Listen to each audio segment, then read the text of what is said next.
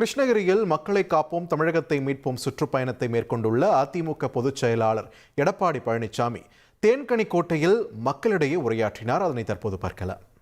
திரு ஸ்டாலின் அவர்களே, நீங்கள் கூட்டணி பலம் பலம் என்று சொல்லிக் கொண்டிருக்கின்றீர்கள்.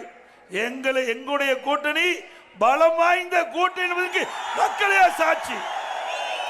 இங்கிருக்கின்ற மக்களே சாட்சி.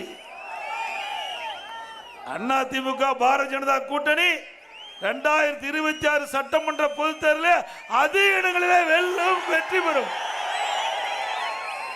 திரு ஸ்டாலின் கூட்டணியை நம்பி இருக்கின்றார். அனைத்து இந்திய அண்ணா திராவிட முன்னேற்ற கழகம் பாரதிய ஜனதா கூட்டணி மக்களை நம்பி இருக்கின்றது. ஸ்டாலின்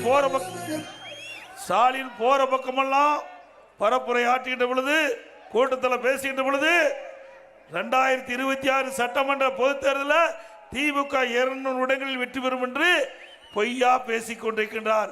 திரு ஸ்டாலின் அவர்களே, இவ்வளவு பெரிய கூட்டத்தை பார்த்துமா நீங்கள் தொடர்ந்து பேசிக் கொண்டிருக்கின்றீர்கள்?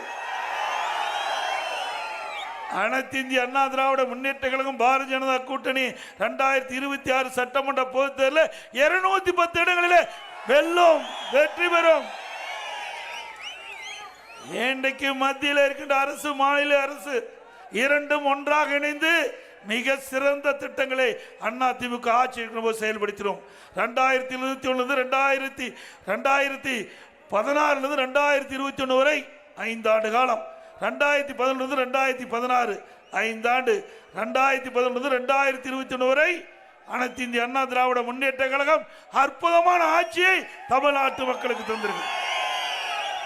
மத்தியிலே பாரதிய ஜனதா ஆட்சி 10 ஆண்டு நிறைவு பெற்று மீண்டும் ஆட்சிக்கு வந்திருக்குது மக்கள் செல்வக்கோட. ஆக அனைத்து இந்திய அண்ணா திராவிட முன்னேற்ற கழகம் ஆட்சி கண்ட பொழுது மத்தியிலே நிறைய திட்டங்களை வாரி வழங்கினார்கள். தமிழகம் ஏற்றம் பெற்றது. இன்றைய தினம் தமிழ்நாட்டில் இருக்கின்ற திராவிட மாடல் அரசு என்று சொல்லிக் கொண்டிருக்கின்ற திரு ஸ்டாலின் அவர்கள் மத்தியிலே இருக்கின்ற அரசோடு இணக்கமாக இல்லாத காரணத்தினாலே நமக்கு கிடைக்க வேண்டிய நிறைய திட்டங்கள் வராமல் போய்விட்டது. இன்றைக்கு ஒரு இணக்கமான சூழ்நிலை இருந்தால் நிறைய திட்டங்களை கொண்டு வந்திருக்கலாம். நான் ஏற்கனவே பல கூட்டத்தில் பேசியிருக்கின்றேன்.